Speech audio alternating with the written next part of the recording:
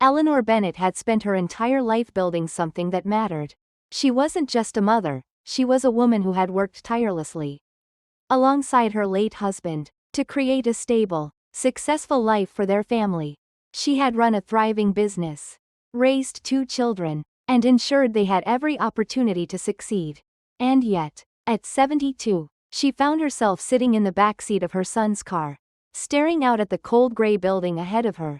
A nursing home. Her fingers clenched the fabric of her skirt as Michael, her eldest, put the car in park.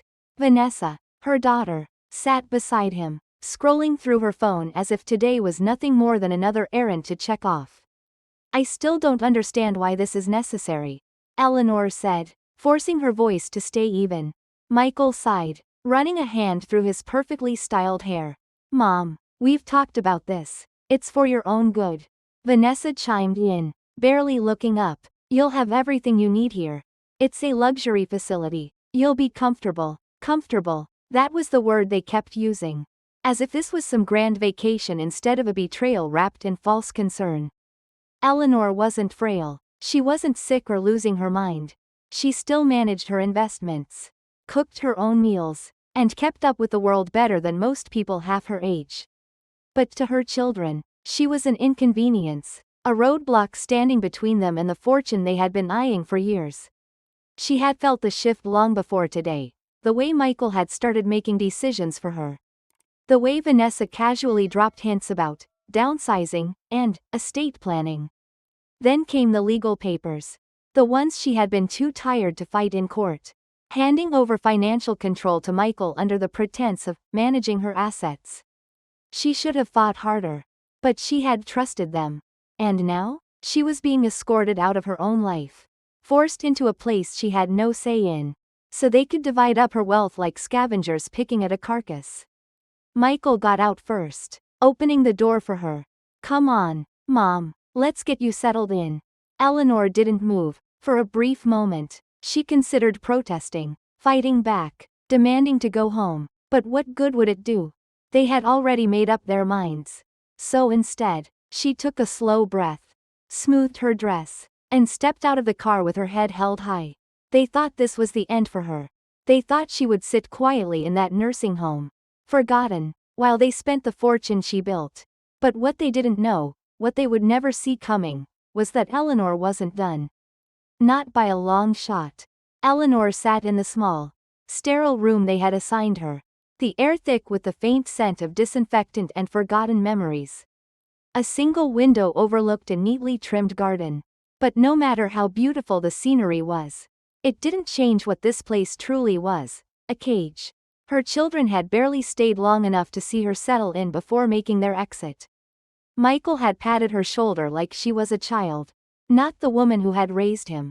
Vanessa had barely hidden her impatience, already moving on to her next task.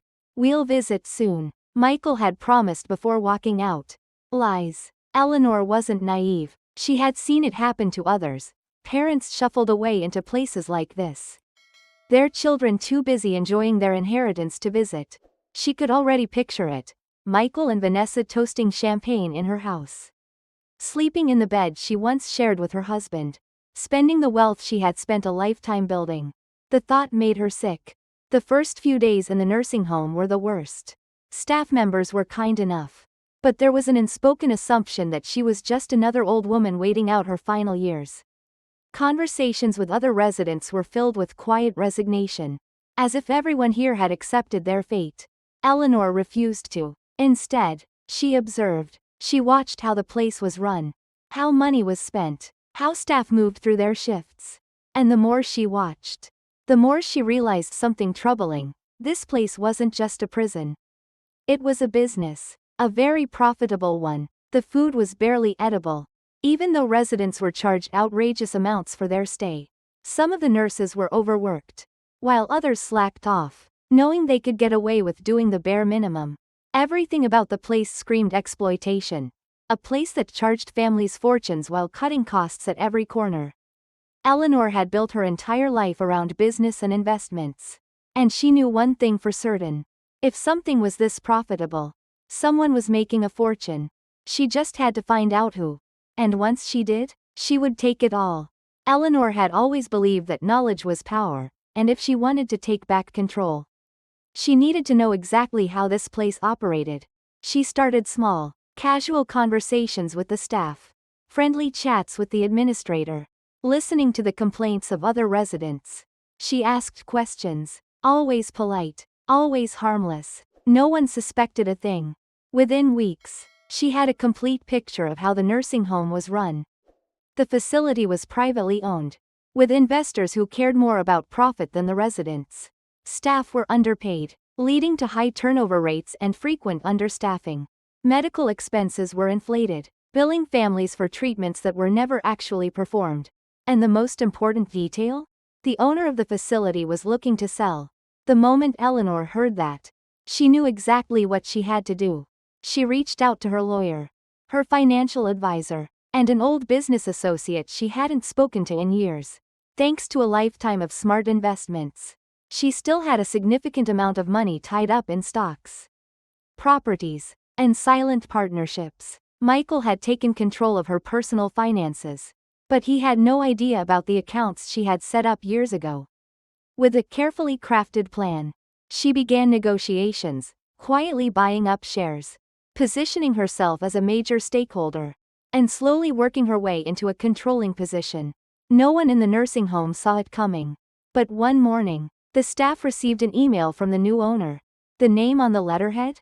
Eleanor Bennett. When Michael and Vanessa found out, they were livid. Michael stormed into the nursing home, red-faced with rage, his voice booming through the hallway. "Mom, what the hell is this? You bought the place? How? You don't have access to your money."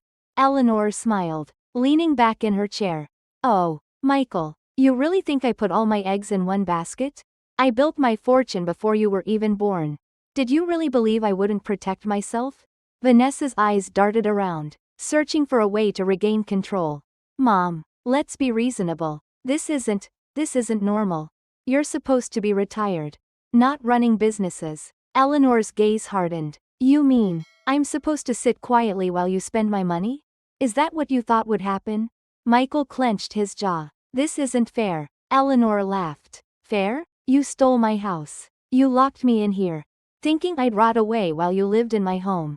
And now? Now you're upset that I outsmarted you?" Michael and Vanessa tried everything, legal threats, manipulation, even playing the victim. But there was nothing they could do. Eleanor had already taken back control.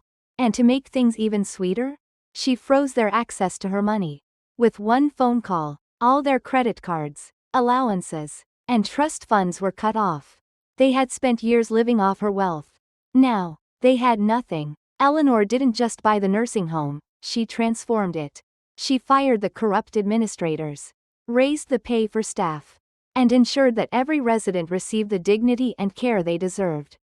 What was once a cold, profit-driven institution became a thriving community where the elderly were valued, not forgotten. Meanwhile, her children faced the consequences of their greed. Michael and Vanessa, who had spent years living off her wealth, were suddenly cut off. No more luxury vacations, no more extravagant shopping sprees, just the harsh reality of having to fend for themselves for the first time in their lives.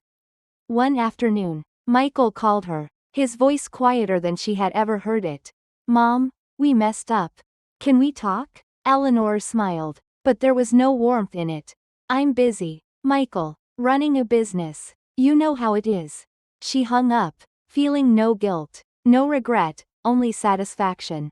They had tried to strip her of everything, but in the end, they were the ones left with nothing. As for Eleanor, she was more than just a survivor, she was thriving, proving that age was never a barrier to taking back control. Eleanor's victory wasn't just about reclaiming control, it was about rewriting the story they had tried to force upon her. They had cast her aside, believing she would fade into irrelevance. Instead, she had turned the tables so completely that they were now the ones struggling to keep up. Michael and Vanessa had spent their lives shielded by wealth they never earned, living off the comfort of someone else's hard work. But with their financial lifeline severed, reality hit them like a tidal wave. Michael, once a man who sneered at regular jobs, was now scrambling to secure one. forced to rely on a salary instead of an inheritance. Vanessa, who had spent years curating a life of luxury and status, was quickly learning how fast those things disappeared when the money dried up. Their desperate attempts to regain control over Eleanor's wealth were met with silence. She had built layers of protection around her fortune, ensuring that no loophole, no last-minute plea, could undo what she had put in place. They had assumed she was defenseless, easy to manipulate. They had been disastrously wrong. But Eleanor's greatest triumph wasn't in watching her children fall. It was in what she chose to build after them. While they scrambled to adjust to their new reality, she was busy creating hers. With the financial resources and strategic mind she had always possessed, but no longer wasted on people who didn't deserve them, she expanded her reach. The nursing home was just the beginning. Soon, she was acquiring more properties, revolutionizing care facilities for seniors, and establishing initiatives that protected elderly individuals from the same fate she had narrowly escaped. But for the first time in decades, her life wasn't just about business. Eleanor began exploring passions she had long neglected. She traveled, not to escape, but to experience the world on her own terms. She took up writing, crafting a memoir, not a story of loss and betrayal, but one of strength, reinvention, and victory. And as she sat in her new home, not a sterile facility, not the mansion she once shared with those who had betrayed her, but a place entirely her own, she felt something she hadn't in years. Complete freedom. She had spent her life giving, first to her husband, then to her children, always putting their needs before her own. But now, for the first time, she was living for herself. And that was the greatest victory of all. This story is about resilience, justice, and taking back control. Eleanor was abandoned by the very people she devoted her life to. But instead of accepting defeat, she turned her betrayal into an opportunity for empowerment. She didn't just reclaim what was hers, she built something even greater. In the end, those who sought to take advantage of her were left with nothing, while she thrived, proving that age is never a barrier to power and success. What do you think? Did Eleanor get the revenge she deserved? Comment 2 if you loved her comeback. Or 7 if you think she should have handled things differently. If you enjoy stories about karma, betrayal, and justice, hit like and subscribe to Reddit Story for more powerful stories like this. Let's talk in the comments.